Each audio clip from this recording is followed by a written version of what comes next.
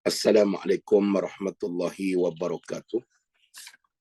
Kita mulakan dengan membaca Ummul Quran Al-Fatihah. A'udzubillahi minasyaitonirrajim. Bismillahirrahmanirrahim. Alhamdulillahirabbil alamin. Arrahmanirrahim. Maliki yaumiddin. Iyyaka na'budu wa iyyaka nasta'in. Ihdinas siratal mustaqim. Siratal ladzina an'amta 'alaihim ghairil maghdubi 'alaihim waladdallin. Amin. Bismillahirrahmanirrahim. Alhamdulillahillazi hadana lihaza wa ma kunna linahtadiya laula an hadanallah. Asyhadu an la ilaha illallah wa asyhadu anna Muhammadan 'abduhu wa rasuluh. Allahumma salli ala sayyidina Muhammad wa ala ali Muhammad. Asbahna wa asbahal mulku lillah. Walhamdulillahi la syarikalah. La ilaha illa huwa wa ilaihin nusyur. Asbahna ala fitratil Islam wa kalimatil ikhlas wa ala dini nabiyyina Muhammadin sallallahu alaihi wasallam wa ala millati abina Ibrahim hanifa wa ma kana minal musyrikin. Allahumma arinal haqqa haqqan warzuqna ittiba'ah wa arinal batila batilan warzuqna jatinabah. Rabbi syrah li sadri wa yassir li amri wahlul 'uqdatam min lisani yafqahu qawli. Rabbi yassir wa la tu'assir wa tammim bil khair ya karim, amma ba'du. Allahumma inna nas'aluka ilman nafi'a wa rizqan tayyiba wa amalan mutaqabbala. Ya Allah, ya Tuhan kami memohon kepadamu ilmu yang bermanfaat, kami memohon kepadamu rezeki yang baik, dan kami memohon kepadamu amalan-amalan yang Engkau terima, ya Allah. Allahumma tawaffana muslimin wa ahyina muslimin wa alhiqna bis salihin. Wahai Tuhan kami, matikalah kami dalam Islam, hidupkanlah kami dalam Islam, kemudiannya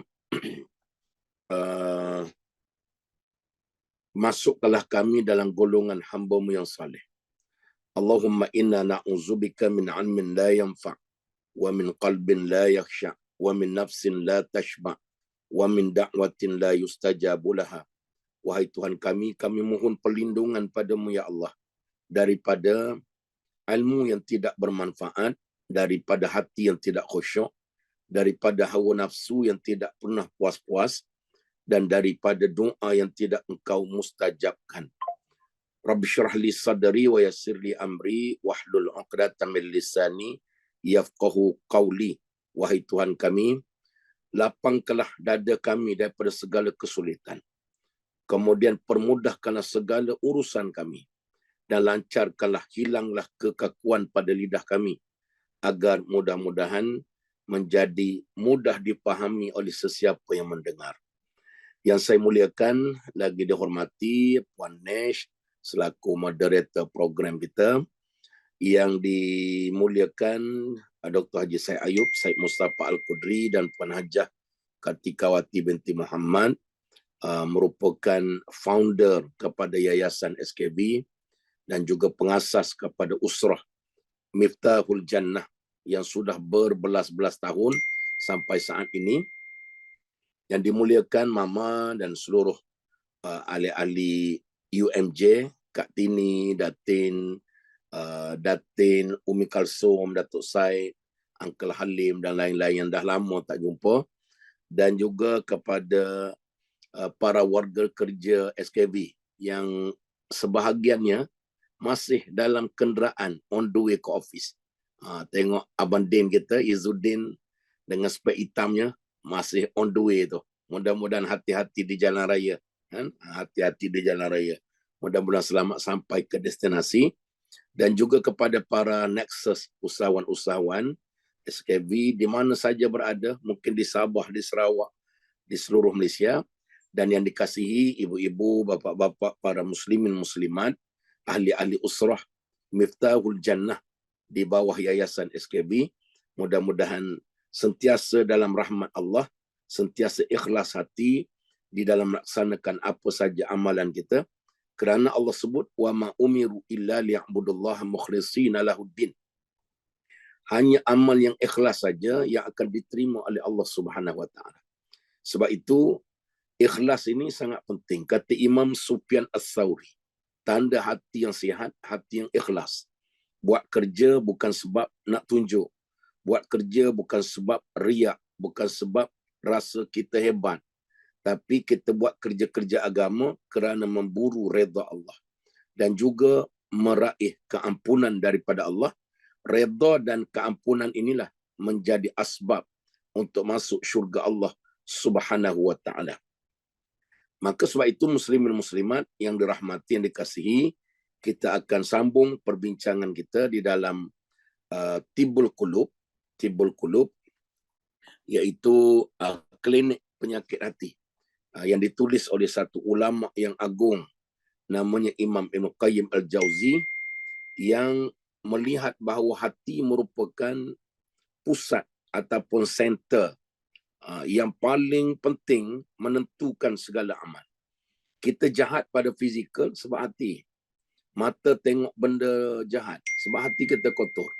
Mulut kita masih lagi bercakap tentang buruk orang. Walaupun kita kata saya sebenarnya baik. Ikhlas dan baik ini dia bukan kat mulut, tapi dia kat hati. Walaupun kita sumbang apa-apa, kita sebut saya ikhlas ni bagi pada kakak. Belum tentu ikhlas. Ikhlas bukan bercakap. Ikhlas ni perbuatan hati. Sirrun min asrarillah. Satu rahsia daripada rahsia Allah Subhanahu Wa Taala. Dan jadi mudah-mudahan begitulah pentingnya hati. Dan kita ucap tahniah yang tidak terhingga kepada semua. Sampai sekarang ini collection daripada tabung yayasan untuk bantuan Palestin sudah pun sampai kepada melebihi angka ratusan ribu. Jadi kita ucap tahniah dan kita sampaikan kepada pihak yang sepatutnya. Saya sebut macam tu sebab banyak juga di sebalik kegawatan ada orang ambil kesempatan. Konon-konon taja Palestin rupa-rupanya masuk poket dia. Kan? Jadi insya-Allah Yayasan SKV adalah satu daripada organisasi yang didaftar khusus bawah kerajaan dan mendapat pengecualian cukai daripada Jabatan Perdana Menteri. Dipantau, diaudit aktiviti dan keuangannya setiap tahun oleh ROS dan juga pejabat pendaftar. Maka sebab itu dia merupakan badan yang sah. Badan yang sah. Sebab itu hampir setiap minggu untuk makluman, Yayasan SKB menyumbang kepada tabung pembinaan, kepada anak yatim. Pada 2 minggu lepas kita beri kepada puan yati kita yang Allah uji sekarang ni dengan kesakitan. Kalau dia dengar sini, tak apa, kita doakan.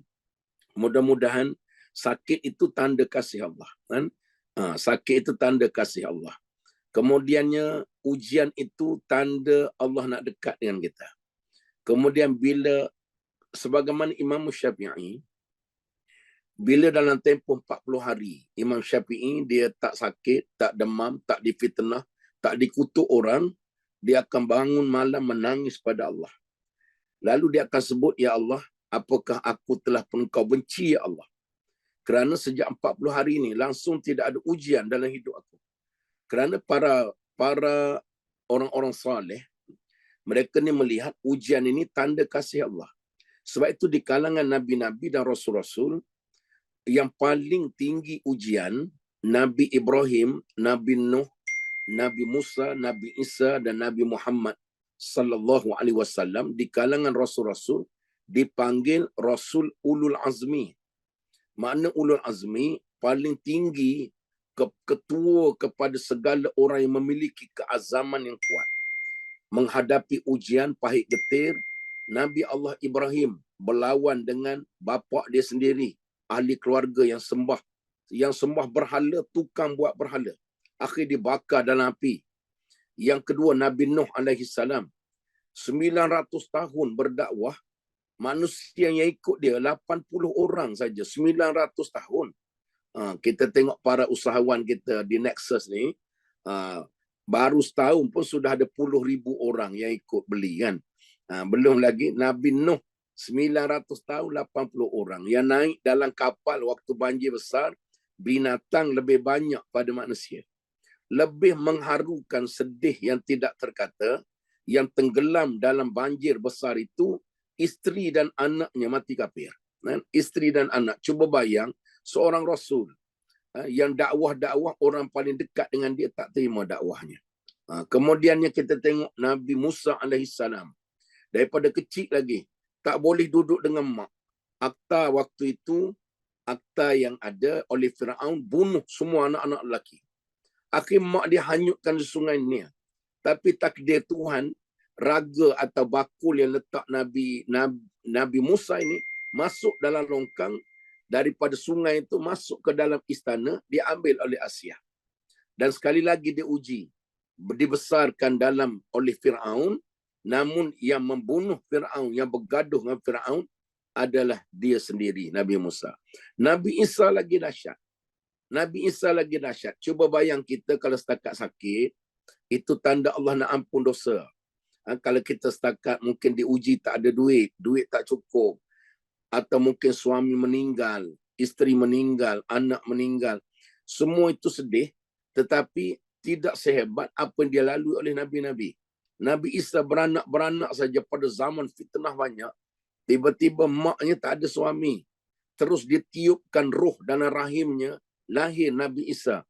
Coba bayang fitnah keliling, sampai Maryam ini minta doa kepada Allah. Ya Allah, kalau dah sampai fitnah keterlaluan, kau matikanlah aku. Maka dalam Islam, hukum minta mati ini haram. Tapi kalau fitnahnya besar, murtad berleluasa, fatwa yang disebut oleh Imam Qurtubi dalam kitabnya Rahsia Kematian, maka harus untuk minta mati kalau dibimbangi murtad, dibimbangi fitnah yang menyesatkan jiwa. Sebagaimana Maryam yang melahirkan anaknya Nabi Isa. Cuba bayang membesar Nabi Isa dalam keadaan fitnah, berdakwah kepada Allah. Ingat ramai yang ikut, 12 orang saja yang ikut Nabi Isa. Cuba bayang yang dipanggil golongan Hawariyun dalam Quran surah As-Saff ayat terakhir. Ya ayyuhallazina amanu kunu ansarallah kama qala Isa bin Maryam lil hawariyin man ansari ila Allah qala al hawariyuna nahnu ansarullah فآمن الطائفة من بني إسرائيل وكفر الطائفة فأيدنا الذين آمنوا على عدوهم فأصبحوا ظاهرين. Dalam tafsir, ramai dak hawariyin ini. Siapa di kalangan kamu yang menjadi pembantu-pembantu agama Allah? Tanya Nabi Isa. Ramai-ramai dakwah. Hanya angkat tangan 12 orang saja. Kami ya Rasul. Kami 12 orang ni hawariyin. Man ansari ilallah, siapa yang tolong agama Allah? Qala al-hawariyun nahnu ansarullah fa amanat ta'ifah. Kami yang tolong agama Allah. 12 orang nak buat apa? Nak buat kek lapis pun tak cukup. Apalagi nak berperang. Tapi dia sedih tak? Tak. Itu ketetapan Allah. Nabi Muhammad lagi dahsyat. Daripada kecil bapak tak ada. Kemudian mak meninggal. Yatim piatu, duduk dengan tuk 2 tahun, bermanja dengan tuk pula meninggal. Duduk dengan Abu Talib. Abu Talib seorang yang miskin. Anak ramai, Nabi terpaksa berdikari.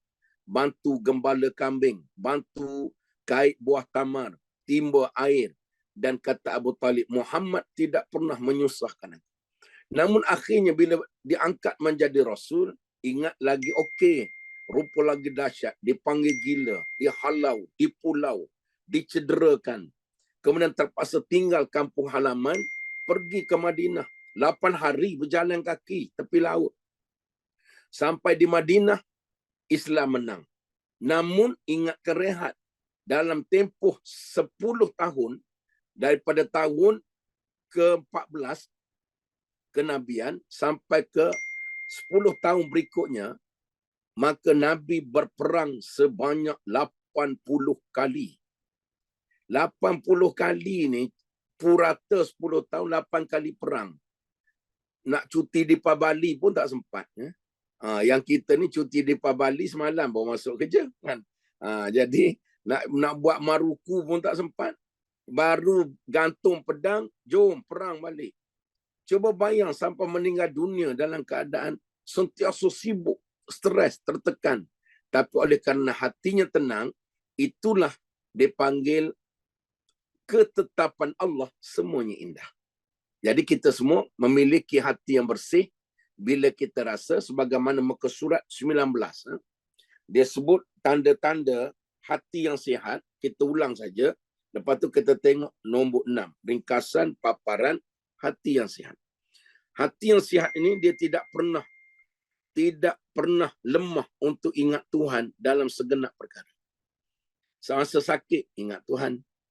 Alangkah malangnya masa sakit tak ingat Tuhan, memang nang butinang kuih butik kuih tu. Orang pun bukan orang, hantu pun bukan hantu. Kan? Saya pergi hospital kadang-kadang melawat orang sakit. Dan masa saya kena COVID dulu, masa kena COVID stage 5, duduk dalam ICU, kemudian berapa seminggu duduk ICU, kemudian tak jadi ditidurkan, pindah ke ward biasa. Sepanjang-panjang ward tu, kita pergi pagi-pagi ziarah, 98% tidur membuta tak semayang. Melayu semua. Kan? Tengah nak mati semua dah kan. Tapi nurse datang bawa makan, laju. Nurse, mari ni makan apa? Jenis kaki mencekik, mentah ke darah ni. Dia tanya makan. Jadi semayang tak? Kalau tengah sakit nak mati tak semayang, kalau tak sakit lagi tak semayang. Sedangkan sembahyang ni tak boleh tinggal. Sebab dia rasa lemah untuk ingat pada Allah. Nak berzikir lemah.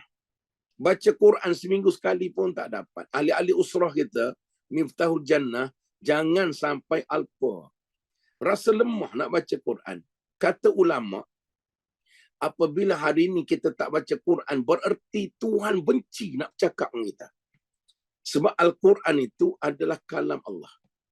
Kalau hari ini sibuk bekerja, hari ini sibuk berniaga, hari ini sibuk urusan manusia, tak ada masa nak bercakap-cakap dengan Allah, tanda Tuhan menyampah. Itu kata ulama. Paksalah diri kamu untuk tilawah Quran. Kerana satu-satu bahan bacaan dalam dunia ini namanya kalamullah Al-Quran. Hati kotor, kata Sayyidina Osman, orang yang hatinya jernih, petandanya dia tak pernah jemu dengan Quran. Kita dah 4 hari tak baca, artinya Tuhan menyampah. Aku tak suka dengar kata-kata awak. Aku tak nak dengar, pergi berambus. Kamu makanlah rezeki aku. Kamu dengan manusia boleh mesyuarat 4 kali sehari. Dengan aku, kamu tak nak mesyuarat. Kamu dengan pelanggan, kamu boleh jumpa 20 pelanggan. WhatsApp pelanggan daripada malam sampai ke tengah malam. Tapi dengan aku, kamu tak nak WhatsApp pula.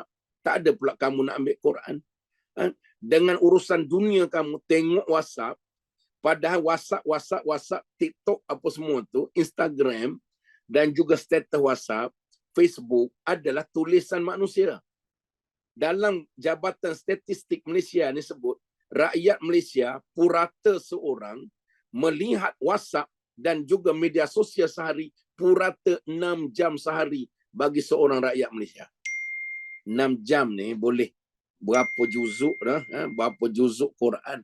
Tapi tak boleh 10 ayat. Sebab Tuhan benci kat kita. Hari ni tak boleh infak. Tuhan benci nak ambil harta kamu. Harta tak aku punya.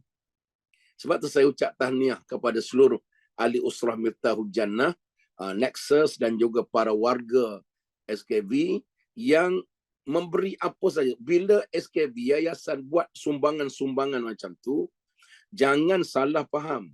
Yayasan ni macam muka welfare ke, tak ada benda lain, balik-balik minta derma, balik-balik minta derma. Bukan paksa, tapi tawaran.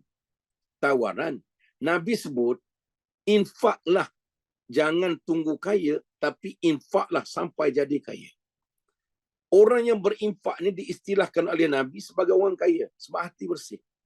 Kalau hari ini tak ada infak, seminggu dah tak ada infak, maka itu tanda Allah benci. Aku tak suka tengok harta kamu. Tapi kalau hari ini ada infak, minggu ni ada infak, paksa diri.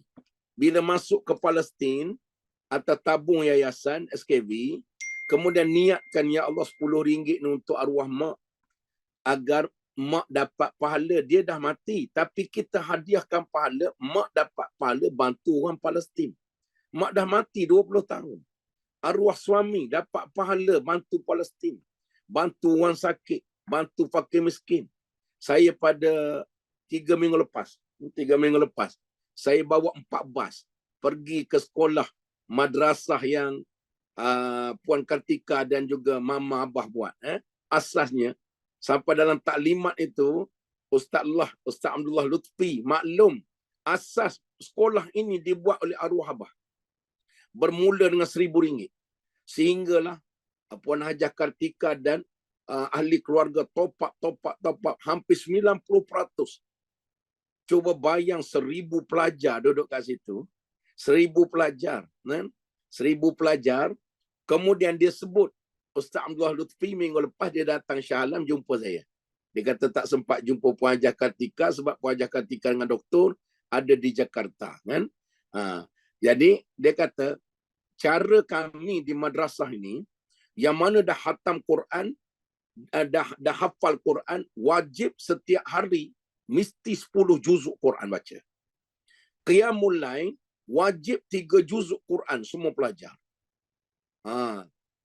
Kemudian tarawih. Kalau siapa berani, geng-geng SKB ni try pergi tarawih kat sana sekali.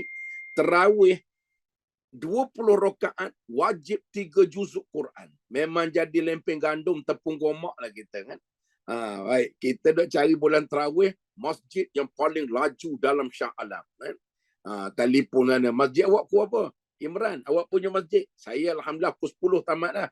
Oi, lambat. Kami punya masjid pukul 9 siap witir dah. Dia panggil tu Imam Express Rakyat naik ETS kan. Jadi punya laju apa? 3 juzuk. Bukan baca secara laju, dia baca tartil. 11:30 malam baru habis tarawih. Kalau kita pergi semayang sana memang jadi tepung gomak, kari pak pusing lah jawapannya. Tapi begitulah hidup. Pada 7 hari bulan 12 ni, 7 bulan 12, saya bawa lagi 5 bas. 5 bas grup-grup mengaji, pergi ke madrasah tu sekali dengan tok guru ialah, ada 5 bas lagi, penuh semua dah kan. Jadi, sambil kita bantu-bantu buat sumbangan kecil-kecil lah. Tapi saya bangga bagaimana orang-orang meninggal dunia, arwah Abah, Mama masih ada, Puan Hajah Kartika, doktor dan sebagainya. Mereka ini, asas itu kita pakat topak kat belakang, mudah-mudahan memberi kebaikan. Jadi, orang yang hatinya jernih, dia tak akan rasa pernah puas untuk beribadah kepada Allah. Kalau kita dah mula rasa puas, sembahyang rasa puas, baca Quran jemu, berzikir jemu, tu tanda hati itulah kotor dan hitam. Yang keduanya di saat kehilangan kehadiran Allah, muka surat 19, ia akan merasa sakit lebih besar dibanding sakit orang yang serakah ketika kehilangan harta benda. Hilang Allah, tak sembahyang, tertinggal sembahyang. Sahabat Nabi bukan tertinggal sembahyang, tertinggal baca Quran. Abdul Rahman Auf, manusia sahabat Nabi antara yang paling kaya. Dalam perang Tabuk, Nabi sebut, siapa yang infak pada perang Tabuk, perang terakhir Nabi sebelum wafat, syurgalah balasannya. Kita kena jadi orang-orang yang dipanggil fastabiqul khairat. Dapat poster-poster infak, kalau kita tak boleh bagi infak, ambil forward pada grup taman, grup reunion sekolah, grup family, agar bagi peluang orang infak. Kita tak infak, dapat pahala tak? Kita dapat pahala mengajak orang berinfak dengan cara forward poster. Bukan dengan cara tak guna punya yayasan, balik-balik minta duit lagi.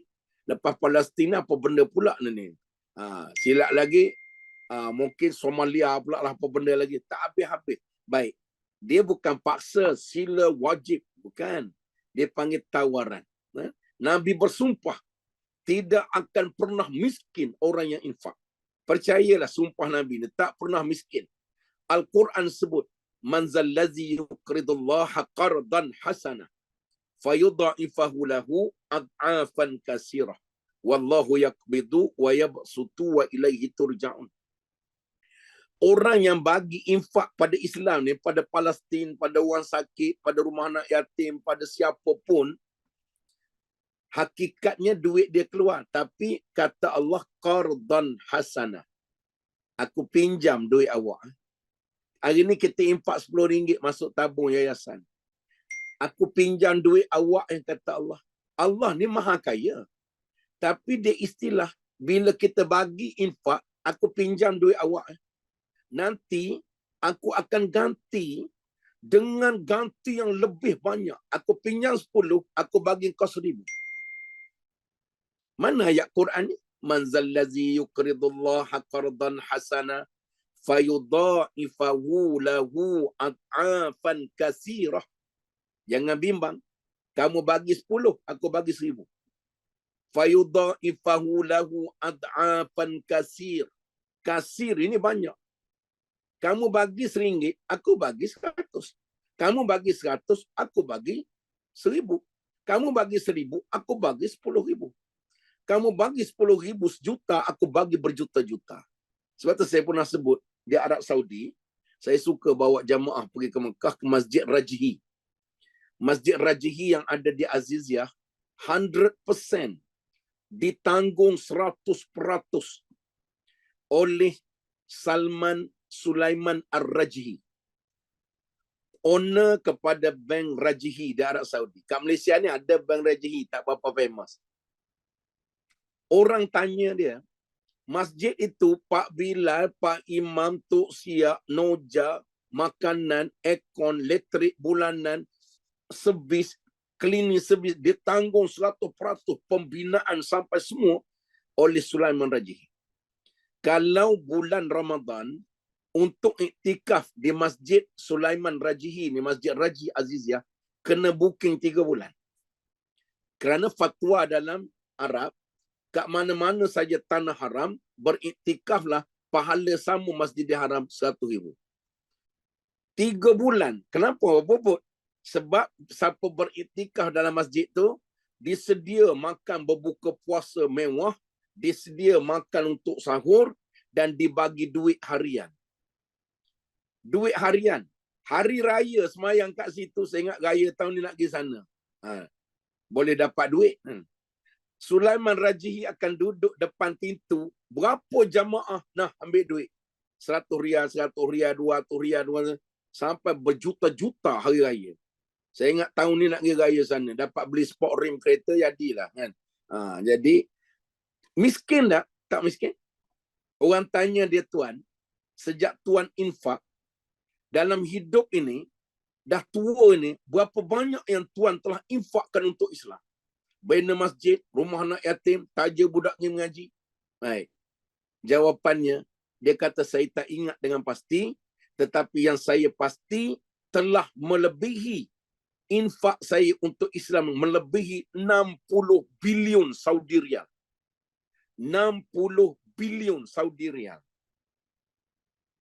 Sebab tu kita di yayasan ni, kita nak bincang dengan, baru ni saya bincang dengan Ustaz Allah. Budak-budak dia nak pergi Mesir. Ada 4-5 orang fakir miskin. Kita nak ajak tim yayasan kita tanggung mereka hafal Quran. Mereka dah hafal Quran, dah ada syahadah, nak pergi sambung ke Shubra, sambung ke Mesir, dapat degree dalam bidang Quran. Tak ada duit kan? Jadi insya-Allah tim-tim kita lah bagi RM10 seorang. Selama mana mereka hafal Quran, mereka belajar Quran, mereka mengajar Quran, siapa yang tanggung tadi pahala. Selagi dia tak baca Quran, mungkin 100 tahun lagi baru mati. Jadi maknanya sahabat-sahabat Nabi macam Abdul Rahman Auf, lambat datang sembahyang. Sembahyang jamaah ni lambat. Sibuk kira-kira harta, dia kaya, lambat angkat takbir sama imam. Lalu habis sembahyang tanya Nabi, ya Rasulullah, saya tadi sempat masuk rakaat pertama tapi kamu dah baca surah. Saya tak sempat angkat takbir bersama imam. Agak-agak apa yang saya rugi? Kata Nabi, kalau kamu infak keseluruhan harta yang kamu ada pun, kamu takkan dapat pahala angkat takbir sama dengan imam. Dengar macam ni, kehilangan kehadiran Allah lebih memberi bekas kepada hati berbanding hilang harta benda. Kalau macam tu ya Rasulullah, kebun yang aku sibuk leka, aku duk kira-kira kurma banyak sangat tadi, untung banyak mana, aku infakkan semua kepada Islam. Ada berani kita kan? Sebab tu dalam Islam ni dia satu kaedah untuk latih diri takwa, dia panggil denda. Bila hari ni kita tak baca Quran, denda RM20. Bila tak bangun qiyamul lail, denda RM50. Hari ni kalau tak sedekah, denda RM10. Bila tak sembahyang duha, denda. Bila tak pergi masjid, denda. Lama-lama denda tu memumpuk. Syaitan sangat menyampah. Syaitan nak usik kita.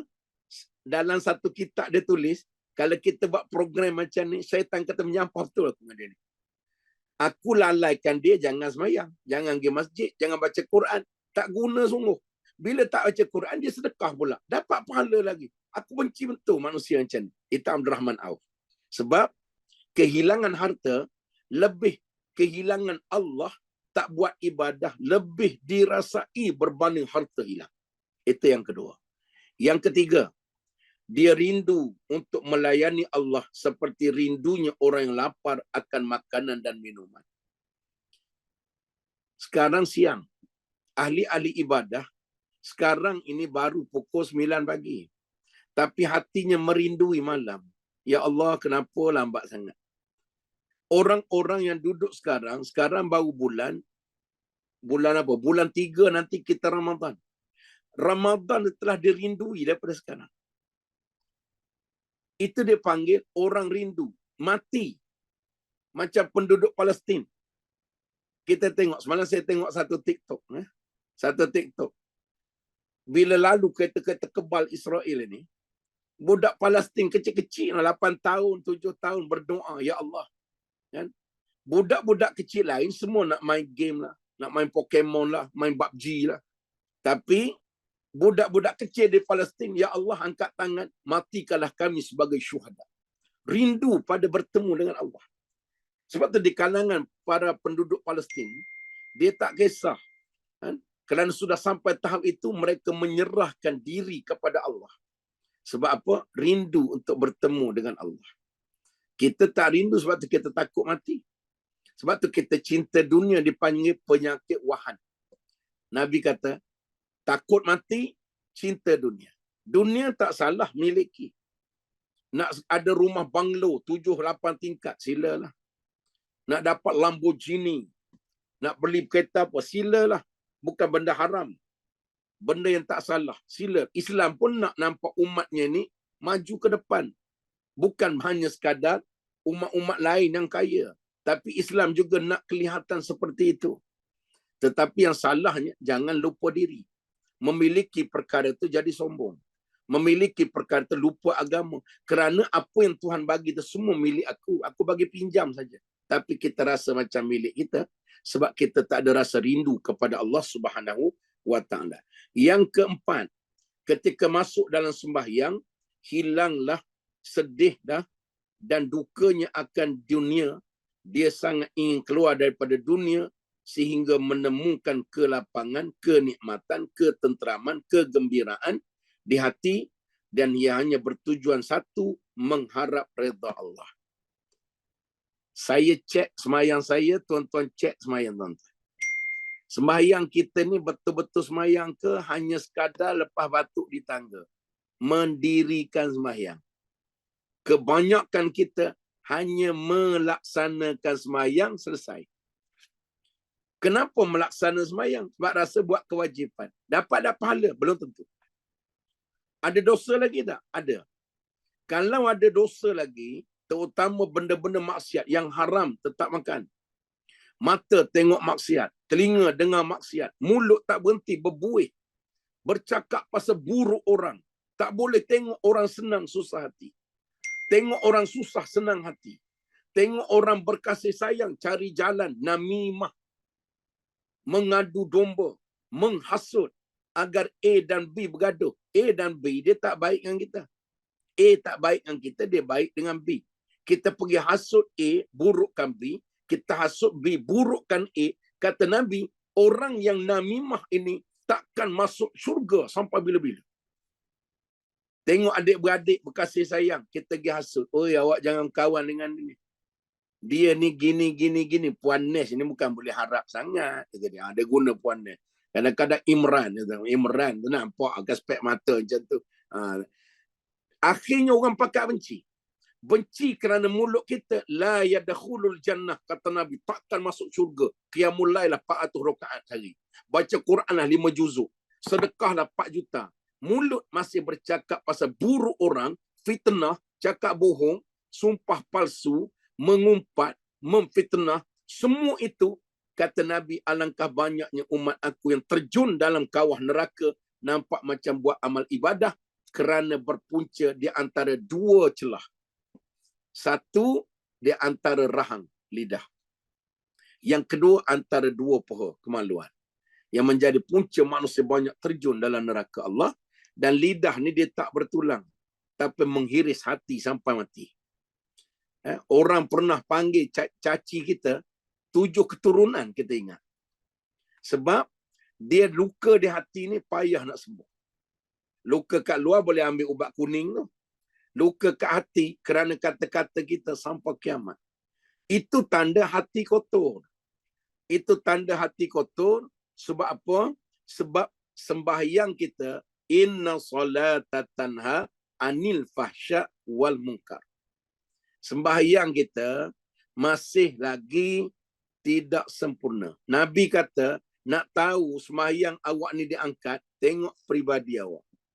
Peribadi awak masih tak nak pegang dengan Islam.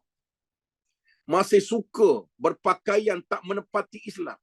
Yang haram buat. Yang maksiat lakukan. Harta haram makan. Walaupun nampak macam beramal ibadah, artinya sembahyang awak ada something wrong. Sembahyang yang tidak diterima. Kan? Mungkin tak terima sembahyang ini, yang pertama punca tak khusyuk. Kita tengok Abdullah bin Zubair. Seorang sahabat Nabi. Bagaimana sembahyang ini, orang boleh potong kaki yang sakit. Khusyuknya. Kita ini tak khusyuk. Hari ini saya nak selit pada bab ini. Yang dah sehari 2 saya duduk kuliah, saya nak sebut perkara itu.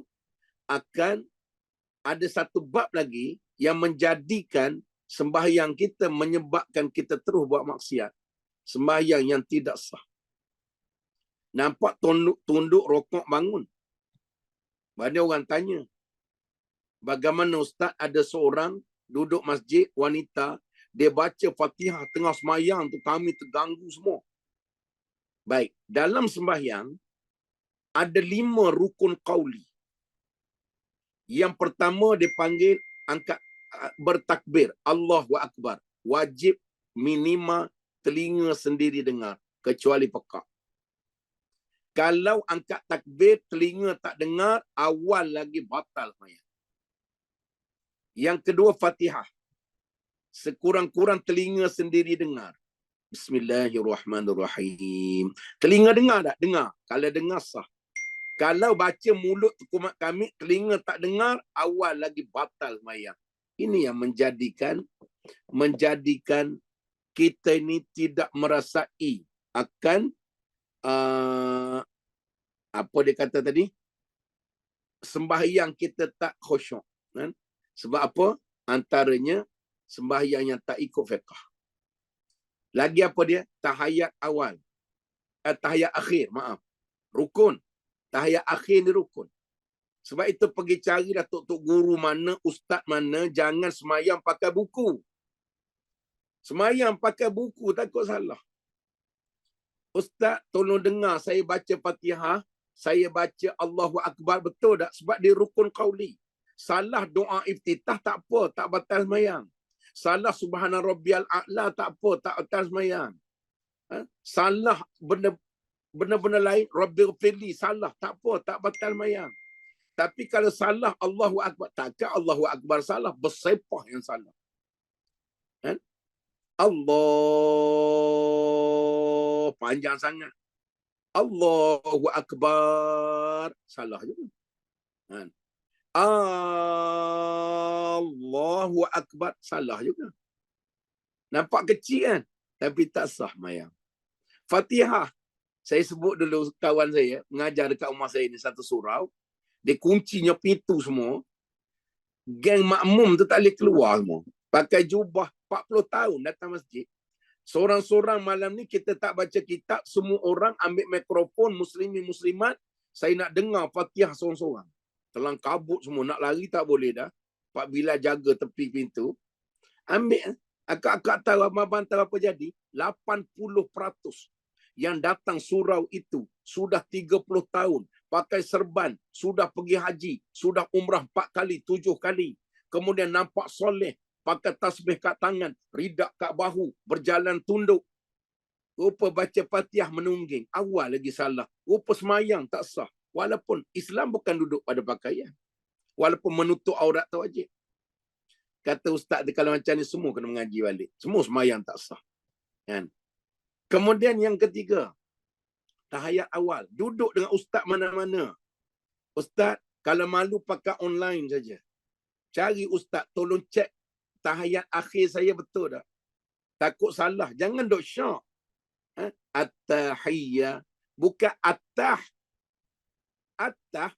Itu bukan mati. At-tahiyyah. Tul mubarakatus salawatut tayyibatu lillah. Nampak kecil tapi salah.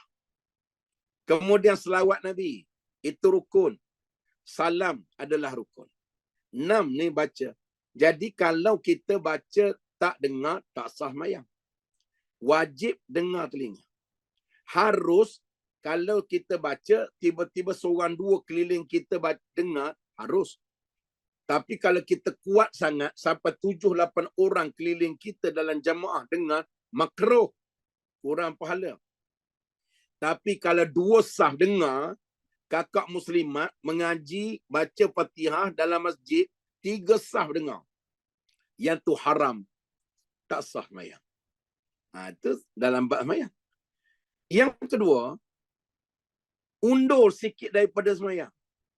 Sebab disebut kat sini, tanda kita ini, bila masuk dalam sembahyang, hati buang dunia.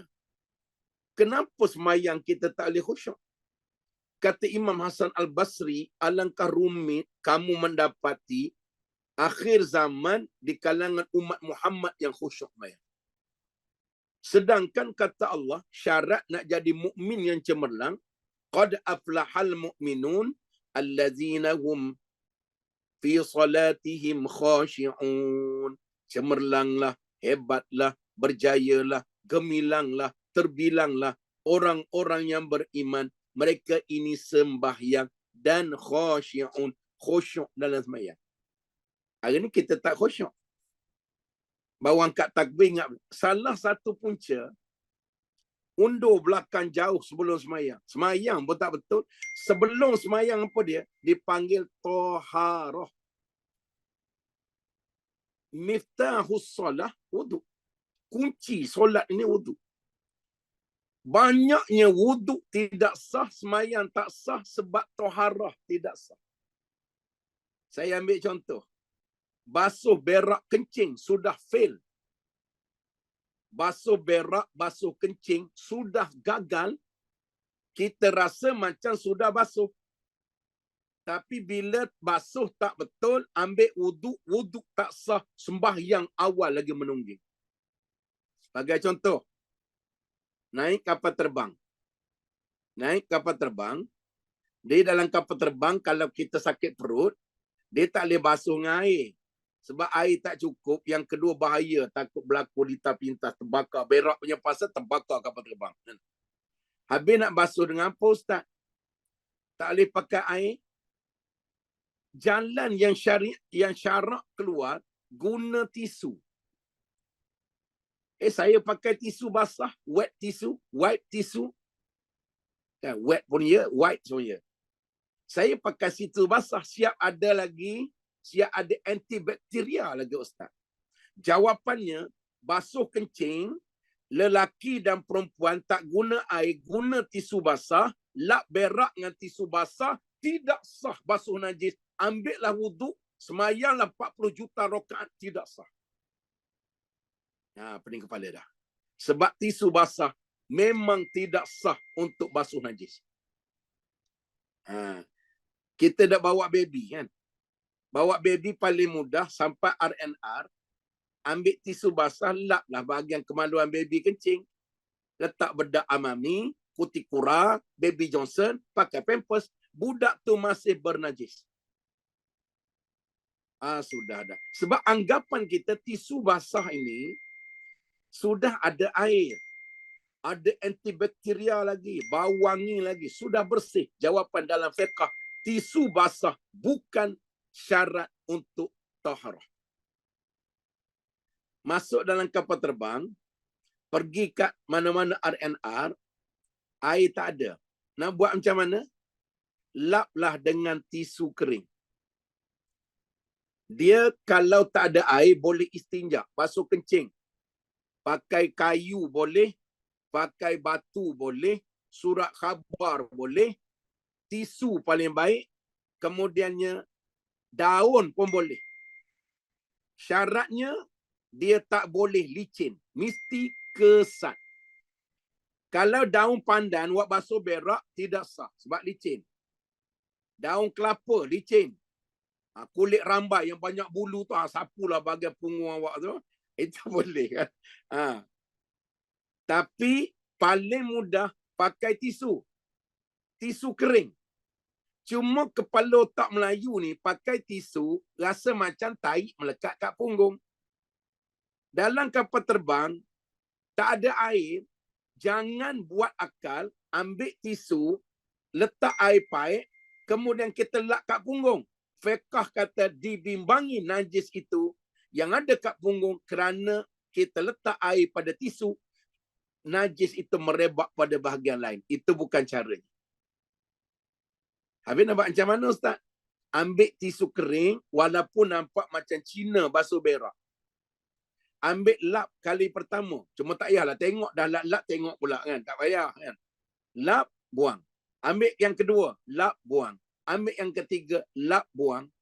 Maka bila buat macam tu dengan tisu kering, walaupun macam Cina basuh berak, tetapi dalam Islam, itu dipanggil sah. Basuhan itu, pergi ambil wuduk, boleh semayang. Walaupun rasa macam tahi kat punggung, tapi dari sudut fiqh, telah suci bersih. Tapi kalau ambil tisu basah, walaupun nampak basah, lap pada bahagian kemaluan, orang lelaki lap kat muncung itu, nampak macam okey, basuh berak pakai tisu basah, rasa macam ada air, hakikatnya itu bukan syarat fiqh. Pergi ambil wuduk, wuduk tak sah. Pergi semayang, sembahyang tak sah. Nampak kecil tak? Nampak kecil. Tapi tak sah kerana kita semayang, kita mengaji agama, ibadah tak mengaji. Kita dok rasa tisu basah tu basah. Kalau kita perah tak ada air. Syarat dalam fiqh Imam Syafi'i, air itu mesti air mutlak. Tisu basah, airnya telah bercampur dengan pewangi, bercampur dengan sabun, bercampur dengan antibakteria. Dia bukan air mutlak. Yang kedua, syarat tisu basah, dia tak boleh. Mesti air itu mendatangi, bukan didatangi. Mendatangi ni artinya mesti dikenakan pada najis. Bukan dah ready pada tisu pergi lap. Itu mendatangi. Dan air itu mesti mengalir. Bukannya air yang dah ada kat situ. 3 syarat itu, fatwa menolak bahawa penggunaan tisu basah tidak sah basuh najis, tidak sah wuduk, tidak sah semayang. Berapa tahun dah kita semayang, hanya lap tisu basah. Pergi ke Beijing, lap tisu basah. Sebab kat sana dia tak ada air. Jawapannya, walaupun ada air, kita memilih untuk basuh berak kita, kencing kita dengan tisu kering, itu sudah sah taharah. Dia ambil wuduk, sah. Semayang pun sah. Berbanding lap dengan tisu basah. Yang haram, lap ataupun istinja, basuhan, mengguna tulang. Haram. Benda-benda yang mulia. Lempeng rumah kita tak habis malam. Elok pula ni macam tisu buat lap. Lap punggung dengan lempeng. Roti canai. Beli semalam. Tak habis buat lap punggung. Itu haram. Menghina. Daun boleh tak? Daun boleh. Daun yang kesat. Bukan daun licin. Kalau ambil boleh, ambil daun yang berduri tu lagi bagus. Lagi habis. Dialog basuh berak, masuk hospital terus. Kan? Yang tak boleh licin. Itu satu. Yang kedua, baby. Ramai mak bapak ibu-ibu muda ni tersalah. Paling mudah berhenti RNR, anak kat rumah, kencing pula, tukar pampers, ambil tisu basah, lap. Pakai bedak Baby Johnson, tutup. Budak ni dalam menajis. Kalau tengah macam tu kita basuh, kita tengah semayang, budak ni datang, dia duduk atas riba kita, kita pula nak bangun, kita angkat dia. Yang basuh pakai tisu basah tadi, angkat dia, bila mengangkat kaki ke atas, nak letak kita nak bangun semayang, batal semayang kita. Nampak kecil. Habis tu nak buat macam mana, Ustaz? Kalau baby-baby, maka ambil tisu basah, lap untuk buang kuman. Okey. Tapi wajib menggunakan air yang mengalir. Spray. Sama ada air paip, alirkan. Ataupun botol spray, paling senang. Syarat air mesti mengalir. Sebab tu kalau kita ambil wuduk botol spray kat Mekah, dalam kapal terbang, mesti belajar. Bukan semudah ambil spray saja. Spray. Selagi air tak mengalir, nampak kita spray tu air mengalir, itu kadar cukup untuk wuduk. Kalau spray sekali, nampak ada air, tak mengalir, kita pun ratakan, tidak sah wuduk. Pakai botol spray. Baby basuh kencing. Bila kita dah lap dengan tisu basah, ambil spray, kita spray sampai mengalir bahagian kemaluan dia, nampak air mengalir, barulah ambil tisu kering, lap. Pakai pampers, baru sah basuhan, baru budak itu tidak menanggung najis. Kita yang nak pakai tisu basah, boleh. Mula-mula kencing. Dah kencing, ambil tisu basah, lap bahagian kemaluan. Lepas tu ada air, siram dengan air basuh. Baru lap dengan tisu kering untuk keringkan air. Ambil wuduk, sah. Ataupun tak ada air, lap dengan tisu basah. Kemudian ambil tisu kering, lap ke atas. Istinja menggunakan tisu kering, walaupun ada air, itu dipanggil sah. Basuhan itu. Tapi selagi ada air, afdal guna air. Tapi dah sudut sah, sah. Betapa banyak orang yang sembahyang tak faham pasal isu basuhan. Kencing, kucing. Kucing kencing atas kapet. Kencing kucing ini najis mutawassitah. Maka ambil, kita mudah saja, dah kencing kucing, ambil tisu basah. Kadang-kadang ambil air renjih-renjih saja, tak mengalir. Kita pun lap. Tidak sah basuhan. Nanti suami keluar bilik air, ambil wuduk.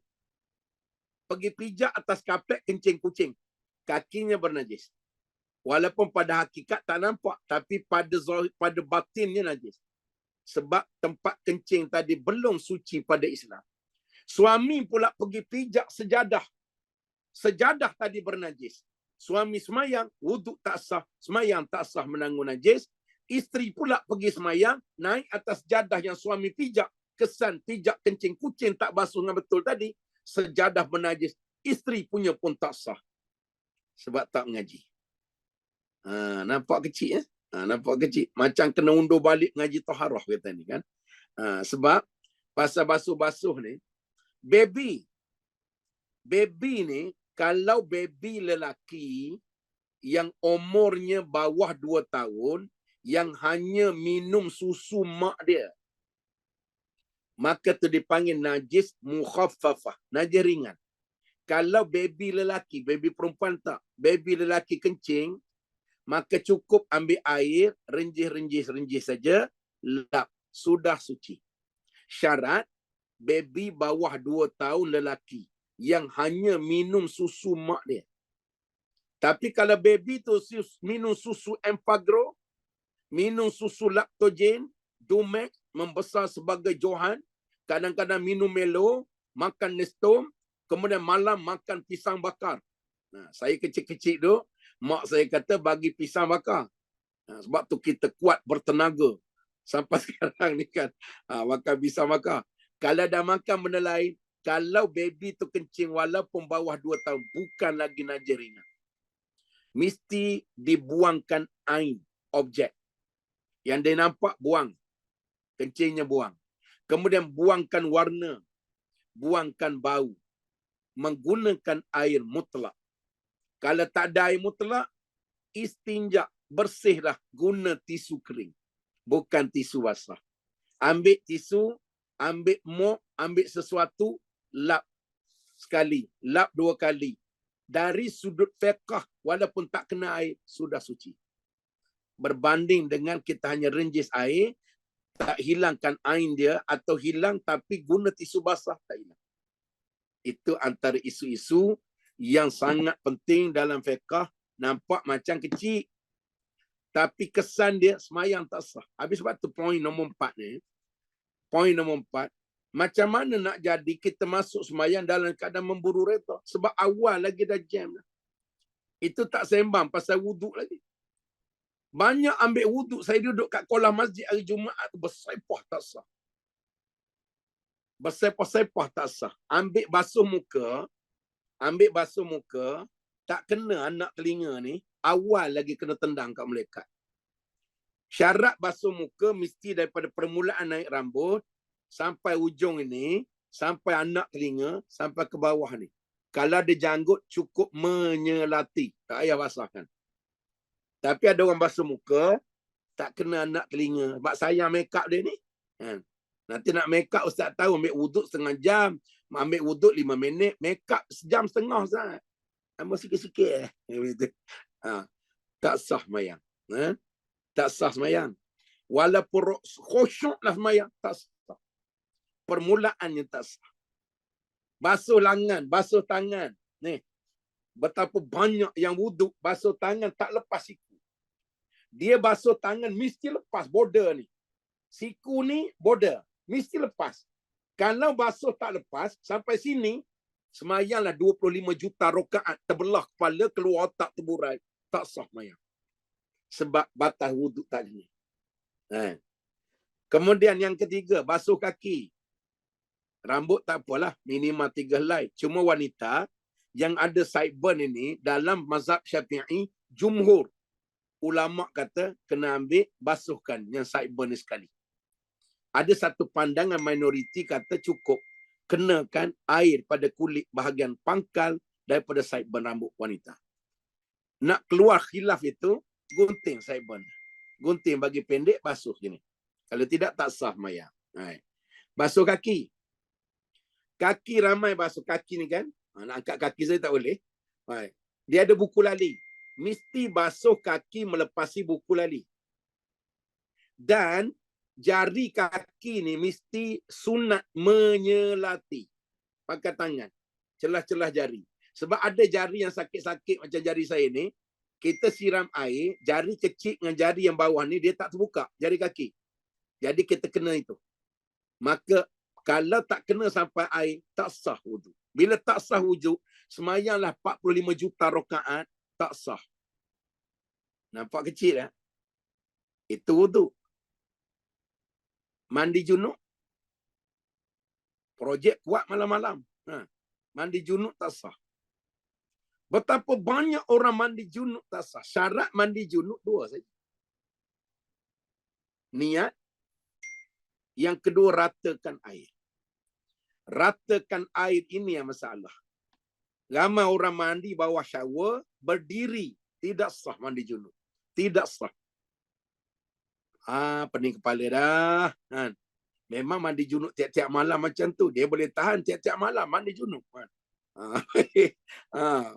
Kemudian, bila kita berdiri, mandilah walaupun niat, ratakan air pada kita, pada paha, pada kaki, pada celah kaki, semua okey.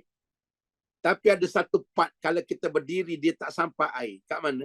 Celah punggung. Dekat-dekat keluar najis, lubang dubur tu, air hanya boleh sampai kalau kita duduk mencangkung atau bertinggung. Kalau kita duduk berdiri, punggung jadi gini. Kat celah tetap keluar. Tak masuk air. Cara nak bagi masuk, mesti duduk. Bila duduk, dia akan terbuka punggung. Baru air sampai kat situ. Kalau mandi berdiri tak sampai, tak sah. Semayang tak sah, baca Quran haram, kamu rasa macam okey. Sebab dulu kita mengaji ibadah, mengaji semayang saja, tak mengaji taharah. Air mutlak, air mustakmal, air mutanajis, cara basuhan, kita rasa macam okey. Bab taharah sudah gagal, belum bab semayang ni. Belum bab yang atas lagi. Nampak kecil, tapi kesannya pada hati. Kenapanya Ustaz? Saya semayang, hati saya makin alam. Saya semayang, tapi maksiat mata masih tengok video-video lucah. Suka tengok gambar-gambar bogil. Suka lagi dengar maksiat. Mulut masih bercakap. Boleh jadi semayang kamu tak khusyuk. Boleh jadi taharah kamu tidak betul.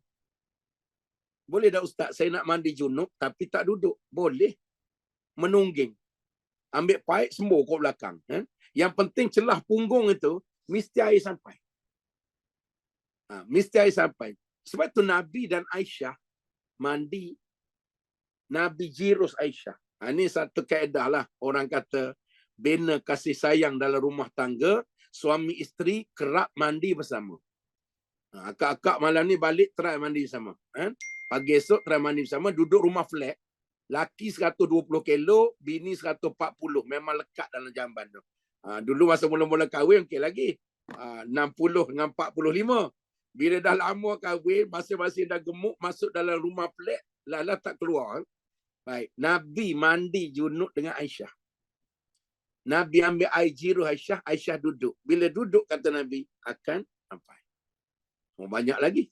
Pasal-pasal mandi junub. Mana mandi junub yang paling baik? Macam Nabi. Mula-mula basuh dulu bahagian kotoran pada bahagian kemaluan.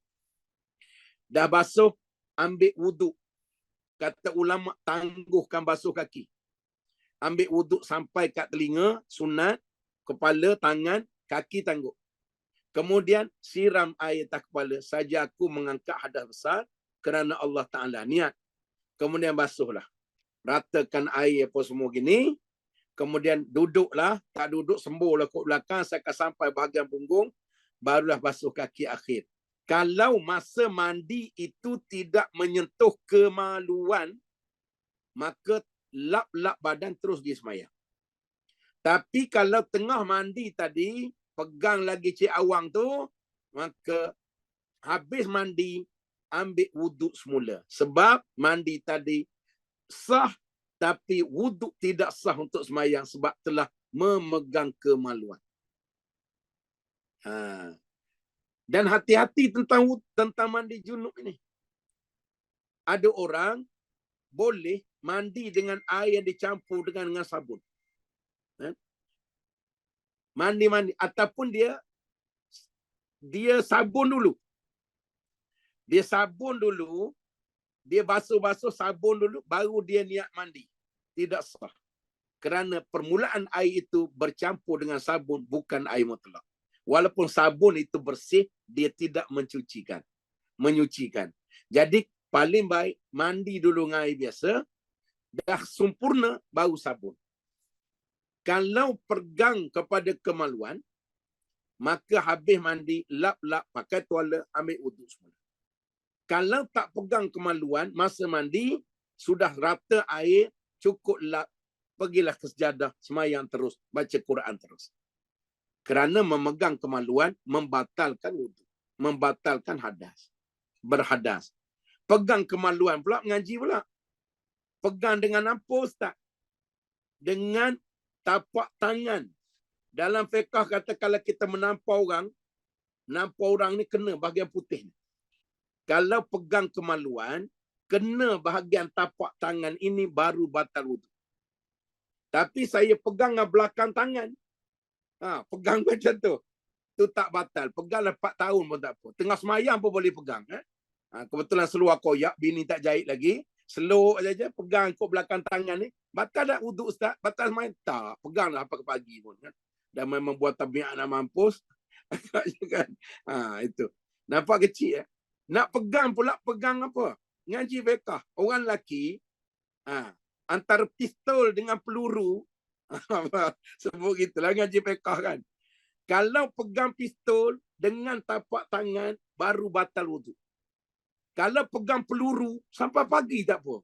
Tengah semayang pegang tak batal. Wuduk tak batal, semayang cuma buang tabiat lah. Tak batal wuduk. Jadi sebab itu dia panggil perkara-perkara wanita. Bahagian tepi-tepi kalau tersentuh dengan tangan tidak batal. Yang sentuh bahagian bibir kemaluan sampai dalam itu, kalau tersentuh dengan tapak tangan, baru batal wuduk. Okey, habislah bab tu. Pukul berapa dah Kak Nes? 9.28. Yang kelimanya, ia sangat perhitungan dengan waktu agar tidak terbuang sia-sia. Orang yang hatinya jernih, dia bimbang. Hari ni hari Rabu, Rabu depan takut kita tak ada. Memang saya tak ada, bukan mati. Hari Isnin ni saya nak bertolak ke Mekah. Hari Isnin ni saya nak pergi ke Mekah. Kalau saya nak buat kuliah kat sana, macam boleh lah, macam boleh. Pukul 1 pagi. Kita cubalah. Sebab kelas-kelas lain tu duk minta on kuliah. Saya kata boleh. Pukul 2 pagi. Pukul 1 pagi boleh je. Kita kat Masjidil Haram. Jadi, yang akhir sekali, yang perlu diperhatikan adalah memperbaiki amal jauh lebih besar daripada amal. Yang kita dok mengaji yang saya sebutkan tadi, dipanggil improvement. Tahsin. Semayang kena tahsin. Wuduk kena tahsin. Ibadah jangan duduk pada tahap tu, kena improve. Takut banyak yang salah. Semayang kena cek agar ibadah ni diterima bila dia betul pada fiqh dan bila hati kita betul. Kalau hati khusyuk tapi wuduk tak sah, semayang tak sah, ibadah ditolak. Kalau semayang wuduk sah semua, mandi junub sah, semayang tak khusyuk juga ditolak. Sebab tu dia dua-dua, antara fiqh dan juga hati mesti selari dalam amal. Mudah-mudahan diberkati oleh Allah. Wallahu a'lam. Baik, saya buka soalan. Kalau ada 1-2 soalan. Ada soalan nak tanya? Kalau tak ada, nanti minggu depan saya cuba. Kalau ada kemudahan, internet okey sana, saya cuba. Ikut larat, doktor tak bagi pergi pun. Duduk di rumah saja Ustaz. Saya jarang sangat ke mana-mana pun, kalau kecuali terpaksa. Baik, ada soalan? Kalau tak ada, kita... Doktor ada kali ni Kak Nes? Doktor ada di airport. Ustaz, dia orang nak ke Dubai. Oh, Masya Allah. Dengan puan sekali. Okay. Seminggu. InsyaAllah. Kita doakan dia selamat dalam permusafiran, diberi keberkatan dan dipermudahkan semua urusan, dan insyaAllah mudah-mudahan. Baik. Ada satu soalan Ustaz. Okay, silakan. Ustaz, betul ke cara basuh baju guna washing machine? Basuhan pertama, tak boleh masukkan sabun dulu sebab yang menyucikan adalah air mutlak. Basuhan kedua baru masukkan sabun. Jawapannya betul kalau pakaian itu bernajis. Okay. Kalau tak ada air kencing baby, tak ada air kencing orang, tak ada tai apa mana, macam biasa, sebab basuhan dalam Islam ni apabila berkaitan dengan najis. Jadi kalau kita masuk baju tu, yang baiknya paling baik asingkan. Yang ni kencing budak, kencing orang tua, kencing mak, kencing bapak, kencing setempat. Yang tak kencing baju kotor saja, pakai sabun terus sah. Sebab dia tak ada najis. Dia ada kotoran, kita nak cuci saja. Tapi kalau yang ada najis, kena buang dulu ain dia. Ain ni bentuk. Buang dulu warna. Dan nak rendam dengan air mutlak. Baru kita basuh dulu, baru masuk sabun. Kerana air yang bercampur sabun terus kalau basuh najis, itu bukan air mutlak. Melainkan, kita basuh najis, basuh pakaian bernajis. Ada kencing berak anak. Kita letak sabun. Macam mana-mana mesin basuh. Buat dustbin semua, keluarkan, bilas dengan air mutlak, baru sah. Kalau ada pakaian najis, kita masuk air, rendam, masuk sabun terus, kita pusing-pusing, kita bilas, tidak sah. Kerana najis. Tapi kalau baju kotor berpeluh apa, basuh dengan sabun terus, tak jadi isu. Kalau yang najis saja. Jadi saya cadang, kalau boleh jangan campur. Bila basuh baju, baju bernajis dengan baju yang kotor biasa, asingkan. Sebab takut nanti yang bernajis, kita buat macam basuh yang kotor.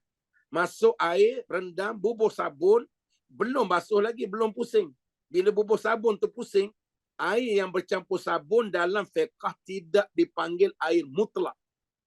Maka basuhan itu takut kita bawa semayang nanti, basuhan itu belum sah, menanggung najis. Walau dah bau, dah wangi dah. Letak macam-macam pewangi dah. Tetapi apa-apa air yang campur sabun, campur pewangi, itu bukan air mutlak, syarat sah basuhan sana. Jadi kalau basuh najis, buang dulu, rendam, buang dulu air dia, bentuk najis-najis yang ada. Warna, bau dah hilang. Kemudian dah buang yang tu, bilas, baru masuk dalam mesin basuh. Itu paling tepat. Kalau nak masuk mesin basuh, dah buang air dia, warnanya, baunya, kemudian rendam dalam air, pusing tanpa sabun dulu. Kemudian kali kedua bau letak sabun, buang dulu air itu, letak sabun kali dua bau bilas, itu sah. Untuk pakaian bernajis saja betul. Hati-hati, nampak kecil. Tapi tanpa kita sedar, kain lamping baby yang ada kencing, basuh sekali dengan kain pelekat suami nak pergi semayang, dengan cara basuhan tadi, masuk sabun terus, air kencing campur suami punya kain pelekat, kita punya kain telekung, kita bawa semayang, basuhan itu belum sah pada sudut fiqh, semayang kita tak sah. Walaupun khusyuk, walaupun 1000 rakaat, tak sah. Hati-hati perkara tu kan. Jadi apa yang mak-mak kita buat dulu betul. Rendam dulu air tu. Basuh lebih kurang beruh-beruh tempat najis tu. Dah basuh, cucur air. Siram saja pun tak apa dah. Dah buang air. Syarat najis mutawassitah, buang air. Air ni bentuk dia. Ada najis kelompok kadar kencing. Buang warna. Buang bau. Dengan air mutlak. Dah rendam, siram sikit. Dah lega, baru masuk dalam mesin basuh. Baru letak sabun. Pusinglah, spinlah. Pergilah jemur, itu sudah sah. Yang tak boleh dengan tai-tai, dengan air kencing masuk bubuh rendam air, kita pun bubuh sabun, maka basuh, kita rasa bersih, pada hakikat nampak bersih, pada zahir belum bersih pada fiqh. Itu saja. Tapi kalau baju-baju yang setakat 4-5 hari tak basuh, tak kena najis, bubuh masuk sabun terus pun tak apa, sebab dia tak jadi isu. Okey Kak Naish. Ada satu lagi soalan sempat ke Ustaz? Boleh, tak apa. Kalau anak OKU tak boleh urus diri, selalu bocor diaper bila kencing, najis kategori ringan atau sederhana Ustaz? Anak OKU umur berapa? Umur berapa tu? Katalah, kalau umur bawah 2 tahun, yang minum hanya susu mak dia, dia panggil mukhaffafah. Renjis air, basuh. Tapi kalau dia sudah lebih 2 tahun atau bawah 2 tahun yang dah mula makan selain daripada susu mak dia, bawah 2 tahun atau lebih 2 tahun, najis mutawassitah. Jadi dia tak boleh urus, kita tolong uruskan. Iaitu dengan cara lap dulu dengan tisu basah agar buang mati kumannya, alirkan air, paling mudah spraykan. Spraykan. Kemudiannya dah spray, lapkan, cukup, bersihlah pada fiqh. Tapi oleh kerana budak ni tak semayang, isu dia, ada orang kata lah baby-baby tu bukan nak semayang. Baby-baby tu kita basuh lap-lap dengan tisu basah pun dia bukan nak semayang. Dia belum mukallaf. Belum balik lagi, bukan nak semayang. Memang, tapi rugi mak bapak tak dapat pahala dalam taharah. Yang Tuhan bagi anak kencing, bapak kencing, mak kencing, jaga mak, jaga suami. Kencing berak itu jangan marah. Kucing kencing dalam rumah, ayam berak depan rumah, nak kena basuh, bau basuh lantai. Jangan marah. Semua taharah, mandi, basuhan, pembersihan, mandi junub, semuanya Allah bagi ampun dosa. Sebab tu kata Allah, innallaha yuhibbut tawwabin wa yuhibbul mutatahhirin. Allah cinta pada orang yang buat dosa, dia bertaubat. Allah cinta orang yang selalu membersihkan dirinya. Bersih diri ada dua. Satu dari sudut fiqh tadi, pakaian, kotoran, tempat, rumah. Yang kedua bersih hati. Allah suka. Bila Allah suka ni artinya bersih tai ayam yang berak jangan mengamuk. Itu tanda Tuhan nak bagi pahala. Ada kakak-kakak yang diamanah jaga mak. Mak ni tak ada kerja lain, balik berak. Menyampah dah saya. Jangan menyampah. Tuhan bagi mak berak sebab nak bagi anaknya masuk syurga cepat. Bila kita basuh ikut fiqh, guna air mutlak, lap elok-elok, tukar pampers dia, Tuhan nak bagi pahala yang besar pada orang yang buat ibadah tuharah. Kan? Anak kita kencing, mak pun tak tahu lawan lepas kencing muntah. Muntah juga najis, muntah wasitah. Benda kotor. Maka sebab itu bersihnya hilangkan dengan air mutlak. Air mengalir. Tak ada air, pakai tisu. Tak ada tisu, surat khabar. Tak ada surat khabar, pakai batu. Nah. Batu bata boleh tak? Boleh. Lagi besar lagi bagus. Gosoklah punggung tu sampai melelat. Batu kecil-kecil dah lah. Kalau tak ada batu, kayu boleh. Lagi baik kayu bidara yang ada duri tu. Gosoklah. Sampai hancur punggung. Yang tak boleh, tulang. Ada malah sok gearbox ada balance. Air tak ada. Basuh berak dengan gearbox. Lagi special. Yang tu haram. Dengan lempeng, dengan tepung, roti-roti tak habis, haram. Jadi, gunakan yang nampak kecil tak? Tapi Tuhan nak bagi pahala yang sangat besar. Kalau akak-akak yang kena jaga suami sakit, anggaplah dia kiriman Tuhan. Tak ada kerja lain Ustaz. Kena basuh berak suami. Pas basuh berak, basuh kencing, tukar pampers. Saya makcik ni berat 60, laki 140, rasa setengah mati. Nak buka pampers dia, nak bolik sana. Tapi sebenar makcik, kiriman Allah, makcik basuh kencing berak dia, urus dia. Toharah tu adalah pahala. Ampun dosa kerana Tuhan suka kepada kebersihan.